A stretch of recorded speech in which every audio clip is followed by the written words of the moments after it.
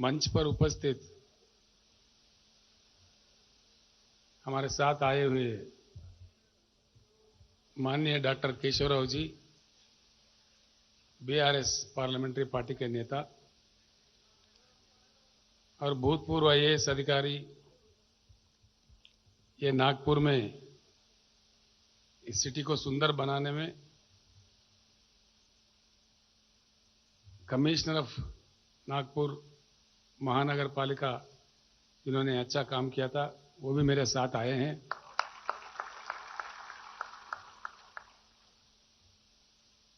और मंच पर उपस्थित श्री शंकरण्णा दोंडगे जी, माणिकराव कदम जी, श्री वाकुड़कर जी और मंच पर उपस्थित अन्य हमारे जहीराबाद के पार्लियामेंट सदस्य श्री बीवी पाटिल जी और कई लोग हैं, विधायक जी और अन्य पार्टी के वरिष्ठ नेता लोगों को और आप तमाम भाई बहनों को मैं प्रणाम करता हूं।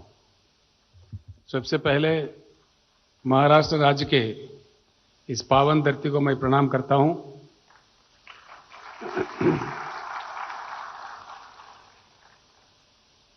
एक बात इस बीच में हमें बहुत सताता है। मैंने कई बड़े बड़े पत्रकारों से, कई बुद्धिजीवियों से, कई लोगों से मैंने पूछा है, कई वरिष्ठ नेताओं से, आज हमारा भारत का लक्ष्य क्या है? भारत देश का कोई लक्ष्य है या भारत अपना लक्ष्य खो गया है और भटक रहा है? हम कोई भी इसका जवाब देने के लायक नहीं रहे। और एक बार सोचिए मन लगा के, बिना लक्ष्य के समाज, बिना लक्ष्य के देश कहां पहुंचते हैं? इसका अंजाम क्या होता है? गहरा मन से अगर सोचे तो डर लग जाता है। हमारा आबादी इतनी बड़ी कि दुनिया के सबसे बड़ी आबादी रखने वाले देश चाइना को भी हम पार कर गए। नंबर 1 देश है पॉपुलेशन। इतनी बड़ी आबादी 140 करोड़ के ऊपर, इनके साथ इस प्रकार का खिलवाड़ हो रहा है। अब एक शब्द में कहना है तो भारत का लक्ष्य सिर्फ चुनाव जीतना ही लक्ष्य हो गया।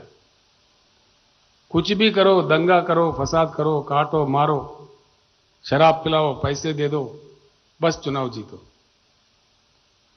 ये चुनाव की जीत हार के चक्कर में हम लोग गुमराह हो रहे हैं, पूरे भारत। अभी एक बात है, अभी कर्नाटक राज्य में सत्ता बदल हुआ है, वहां भाजपा हार गया है, कांग्रेस आ गया है। आप मन लगा के देखो, कोई परिवर्तन आने वाला है? आप लोगों को कोई आशा है? सही लोकतंत्र में, सही लोकशाही में होना यह है, जीत पार्टियों की, नेताओं की, जीत चेहरों की नहीं होनी चाहिए। जीत हर इलेक्शन के बाद जनता की होनी चाहिए। जब जनता जीतने लगेंगे तो सारे चीज बदलने लगेंगे। ये कोई बड़ी बात नहीं है।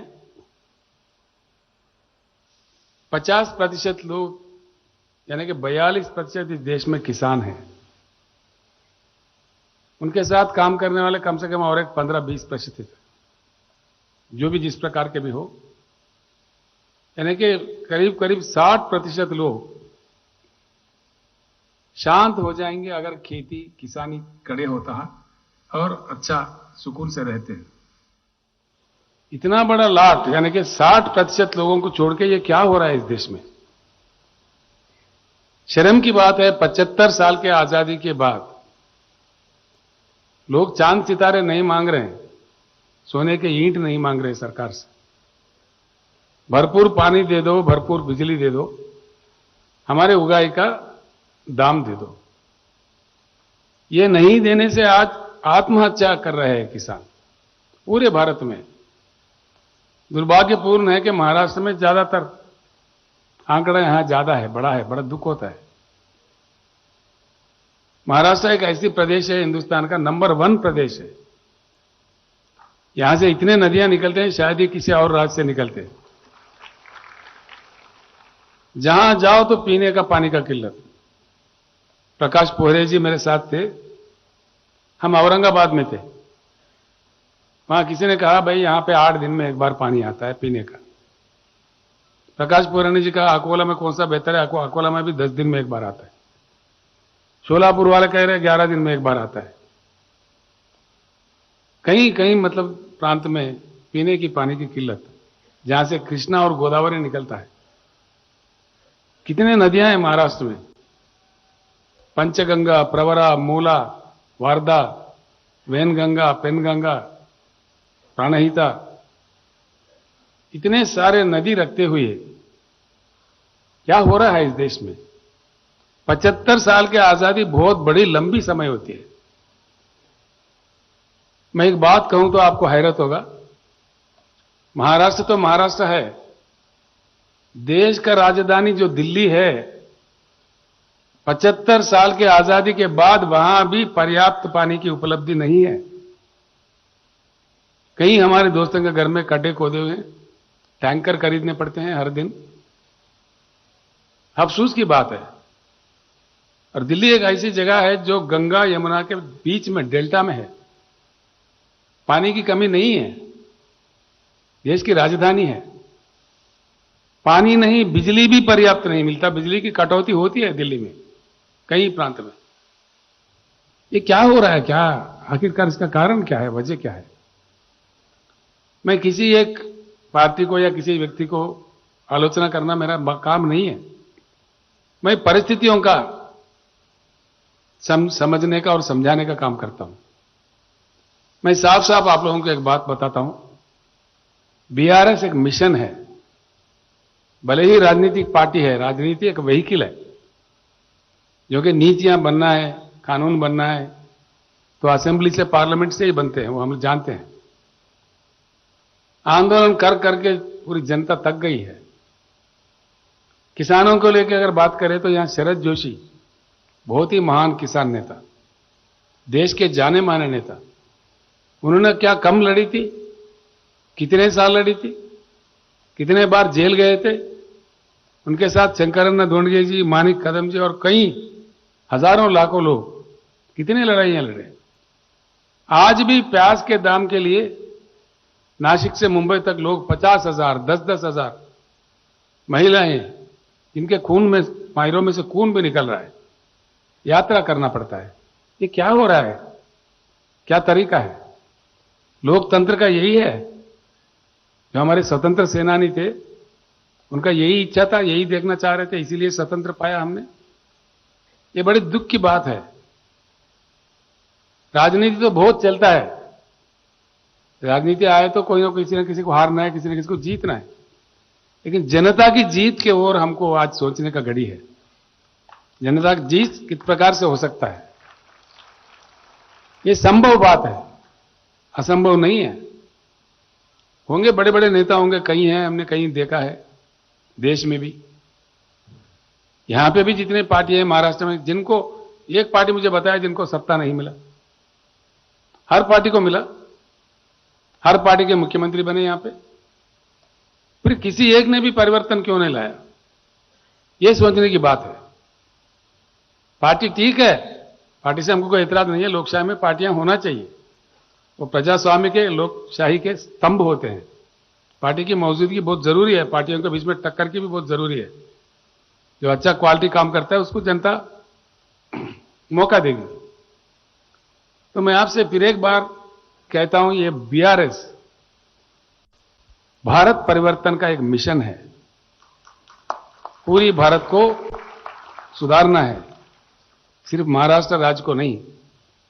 पूरी भारत जब तक परिवर्तन ना हो, हमारे समस्याओं का समाधान नहीं निकलेगा।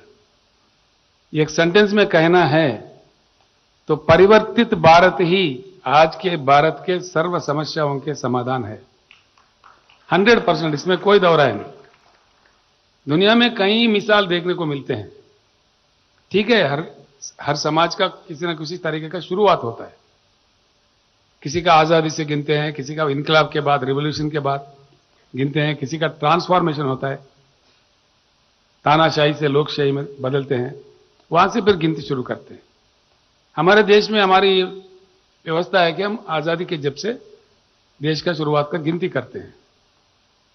तो होता यह है, हर देश में, सारे ग्लोब में अगर देखें हम लोग, उस समय के जैसे बुद्धिजीवी होते हैं, जैसे कि डॉक्टर बाबा साहब अम्बेडकर थे हमारे यहाँ, उनके नेतृत्व में एक संविधान बना, कानून कायदा बना दिया, देश चल पड़ा। चलते चलते अनुभव ही कुछ और मिलते हैं। जब लिख के चलते हैं, कानून बना के चलते, कुछ एक रास्ता बना के चलते हैं, जब चल पड़े तो अनुभव कुछ अलग बताता है, उसके मुताबिक काम होता है और 1-2 दशक या मैक्सिमम 3 दशक के अंदर पूरे सेटल होता है। हमारे पास 75 साल गुजर गए, अभी भी कोई सेटल नहीं। किसान रो रहा है, आत्महत्या कर रहा है आखिरकार, फिर कौन सुख से है? शोषित, पीड़ित, वंचित जो लोग हैं, आज हमारे देश में दलितों का स्थिति क्या है?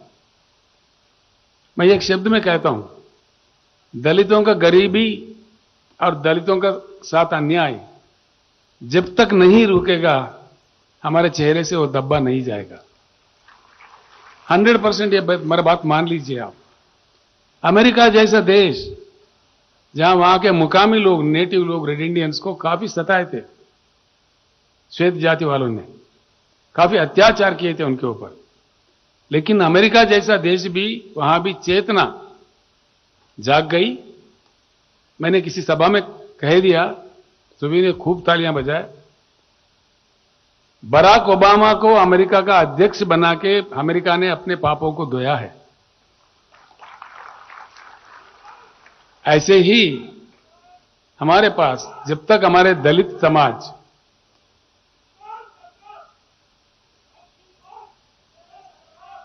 ठीक है,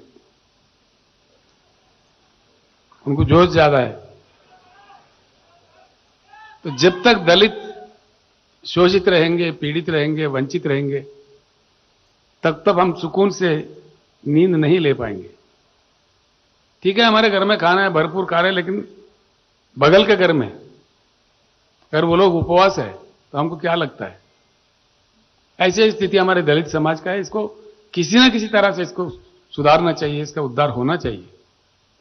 ऐसे ही आदिवासी कब तक लड़ेंगे अपने हकों के लिए? वो लगातार लड़ रहे हैं आजादी के जब से आज तक।